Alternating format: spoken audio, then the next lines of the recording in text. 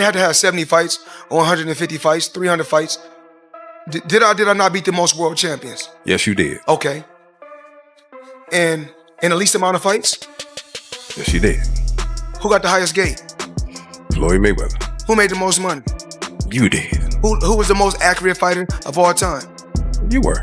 So it's basically saying that The greatest of all time. Terence Crawford delivered a clear message aimed at Floyd Mayweather Jr. after shocking the boxing world with his victory over Canelo Alvarez. He stated that his goal is to surpass Floyd, not through record or wealth, but through the legacy he leaves behind. Floyd, known for carefully guarding his image, fired back with a firm response. In interviews, he dismissed Crawford's achievement and outlined why he still sees himself as the greatest ever. However, this goes beyond a single fight. It touches on boxing's legacy. Crawford now sits at the top of the pound-for-pound rankings, while Floyd remains unbeaten with superior pay-per-view numbers and global recognition. Their legacies are now on a collision course. Let's take a closer look. Better out of those two, Crawford or Mayweather? I think Crawford is better, bigger. He's actually he moved in weight class, and I would say Crawford is a better fight all around fighter. Mayweather is really good too, though. You can't knock him as well. He's very talented. It would have been a tough fight, but I think Crawford would have had the edge over Mayweather because of the long arms and because he's bigger. You know what I'm saying? And he would have kept him at bay. It would have been hard for Mayweather to counter, maybe. But Mayweather's definitely a technician. I mean, like Crawford said, Mayweather has his era, and Crawford, this is his era. To understand Crawford's statement, you have to look back at Las Vegas, when he stepped in against Canelo Alvarez on September 13th. He entered the ring at a clear disadvantage, coming up 2 divisions and giving away size. Most analysts expected him to fall short. Instead, he delivered a masterclass. Crawford controlled the action, absorbed Canelo's power without breaking, and connected with the more damaging shots throughout the fight. With that performance, he made history by staying undefeated while capturing world titles across 3 separate weight classes. You said something about what fighters go through, and you've seen enough guys that the game is taken from. It's a hard game to get through. Can you get a better ending than tonight? I mean, really? Not at all. Not at all. This is the top of the top. Canelo is, an all-time great. Like I said before, he's the last one. He was the A side of the age. There's no more Canelos, So, there's no more. So, when you look around, you say, I'm the Canelo, I'm the face of boxing now, and I'm the best pound for pound fighter in the world, like I always been. Just gotta wait and see. It wasn't simply a win. It marked a defining moment in the sport, the kind of performance that reshapes how boxing is discussed moving forward. I didn't really keep up with him. He was too fast. His feet, footwork was too good. Do you think the scores was right on, or do you think maybe it was a little more towards Bud? What was the scorecards? 115, 113, 116, 112. Yeah, that's about right. Yeah? I feel like Bud damn near basically won every round, so yeah. Honestly. But yeah, that's about right. You can say that. Now, with this accomplishment, Keyshawn, is he on the Mount Rushmore of Hell boxers? Yeah. Yes. Yeah. Yeah? 3-time undisputed. He just beat Canelo. Yeah. The face of boxing. So now you can say Bud is the face of boxing. Greatest of all time, or? Greatest of all time. Yeah. I don't feel like it can never be one great, but he definitely one of the greatest of all time, for sure. Fans weren't just calling Terence Crawford the top fighter in his division anymore. They started questioning whether he could actually exceed Floyd Mayweather Jr. as a whole. That's where things began to heat up. Floyd spent years building an untouchable persona, centered around wealth, success, and a carefully managed image. But the precision and dominance Crawford has displayed inside the ring have become so undeniable that they are now challenging the way Mayweather's legacy is viewed. You're backed by arguably one of the greatest of all time, right? What are we rating ourselves on? What are we rating on?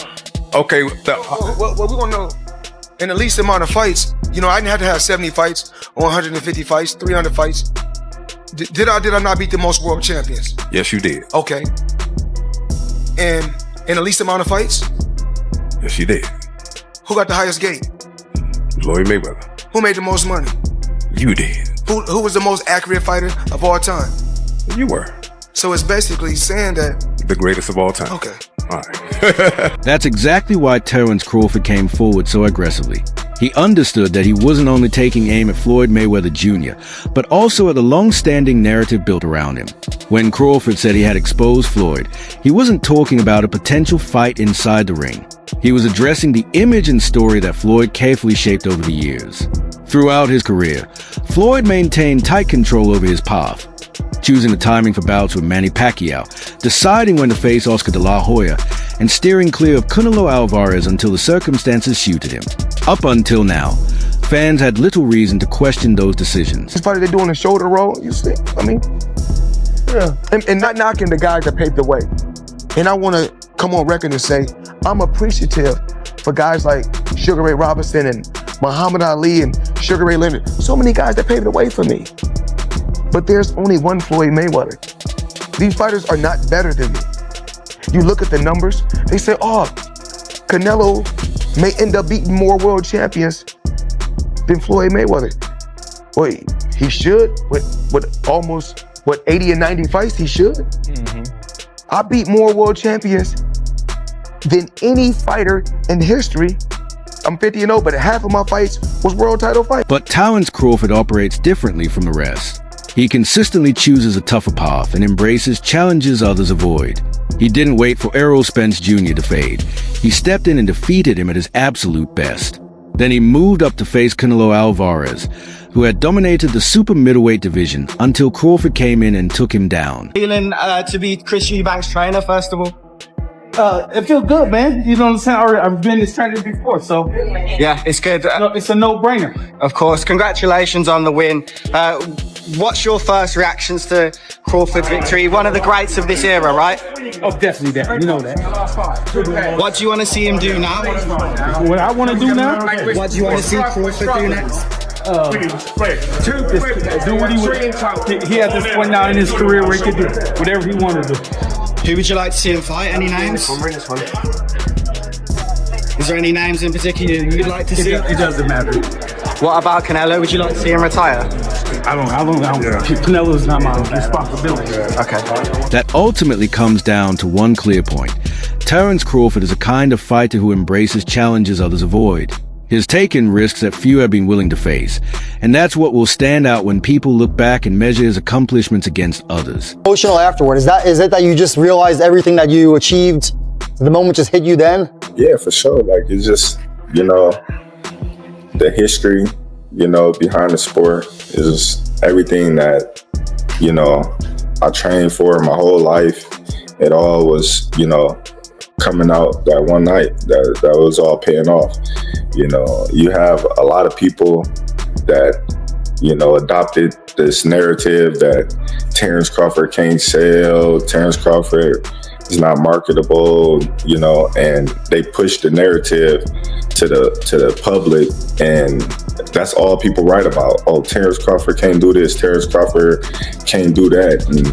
But anyone in Terence Crawford fights, you see a sold out crowd, but they wasn't talking about that. They was talking about how, marketable I'm not, and that kind of was hurting my career because, a lot of people was looking at me and said, oh yeah, they said he's not marketable. Oh, they said he's not, don't have a personality, things like that, because I didn't want to do things their way. I didn't want to put on a show. I didn't want to disrespect my opponents when they wasn't disrespecting me. Right. I wasn't, I'm not a guy that, wear jewelry for no reason. Just the things that I didn't want to do that they wanted me to do. They go out there and say, oh, well, they lost money on me. It's just crazy though to see me headline, not one of the largest attending fight in American history. In American history. For Terence Crawford, leaving a lasting legacy goes beyond simply keeping an undefeated record intact. In his view, it comes down to the level of opposition he faced, the timing of those fights, and the way he performed. That mindset is what gives him the confidence to question Floyd Mayweather Jr.'s place in history naturally. Floyd didn't hold back, staying true to his usual style. He brushed off Crawford's achievement, claiming that Canelo wasn't as impressive as people make him out to be. He also argued that Crawford's resume doesn't compare to his own, adding that beating a handful of notable opponents isn't enough to earn the title of the greatest. Floyd pointed back to his own accomplishments, reminding everyone of his 50-0 record and his victories in some of the biggest fights the sport has ever seen. He emphasized that throughout his career, no opponent was able to truly solve him inside the ring. From his perspective, Crawford isn't reshaping boxing history, he's benefiting from what was already established. What stood out most was how Floyd seemed to dismiss Crawford entirely as a serious threat to his legacy. He made it clear that when conversations about greatness come up, his name is always at the center. According to him, Crawford isn't operating on that same level. Floyd's message was direct. Greatness like his isn't something that can be surpassed. It can only be followed. I'll let you know, there's no fighter that will ever be better than me. There's no fighter that wasn't better than me before me or after me or when I'm long gone. Here's the reality. The fight itself is legitimate. Floyd Mayweather Jr. built his reputation on near-flawless execution inside the ring. 50 victories, 0 defeats, and never truly broken down by any opponent. He consistently delivered on the biggest stages, becoming the face of pay-per-view boxing. More than just a champion, he transformed the sport into a billion-dollar enterprise. Because, if you look at Floyd's resume, it's much deeper than Crawford's. And Floyd was faster and he had a better defense and all that stuff. But Floyd picked and chose when he fought guys, especially once he left lightweight. He wiped out the junior lights, bring him.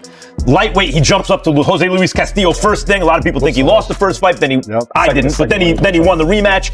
But once he left lightweight, he was careful about when he fought guys. So even though his resume is deeper with names, people remember, but he didn't want it with certain dudes at certain times. Crawford, we all witnessed, even though the resume is thin in certain ways, he wanted it with everyone the whole time. That makes a difference to people. Terence Crawford has built his reputation on fearlessness and an unrelenting pursuit of greatness. His career is defined by taking on the toughest challenges and rising to every occasion. As a 3-time undisputed champion across multiple weight divisions, he proved his level by securing dominant victories over top names like Errol Spence Jr. and Canelo Alvarez in back-to-back performances at the age of 38. Inside the ring, he carries himself with complete confidence, showing no hesitation and maintaining full control in every moment.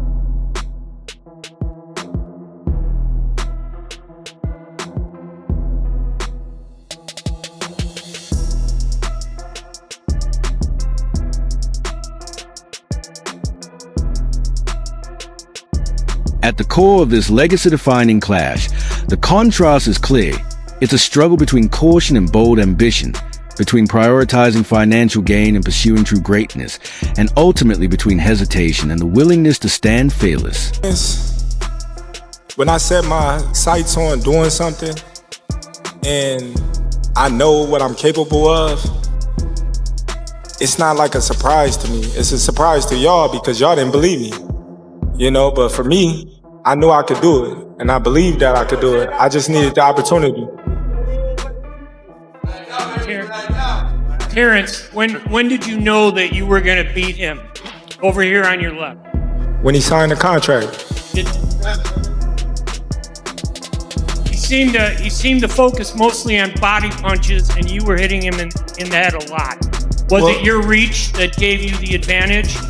It was everything. He wasn't hitting the body or anything. He was hitting my elbow because I was blocking it. But, I think I was the better man tonight. Floyd Mayweather Jr. has always presented himself as the most calculated and fearless figure in the sport, often repeating that no one matches intelligence or courage inside the ring.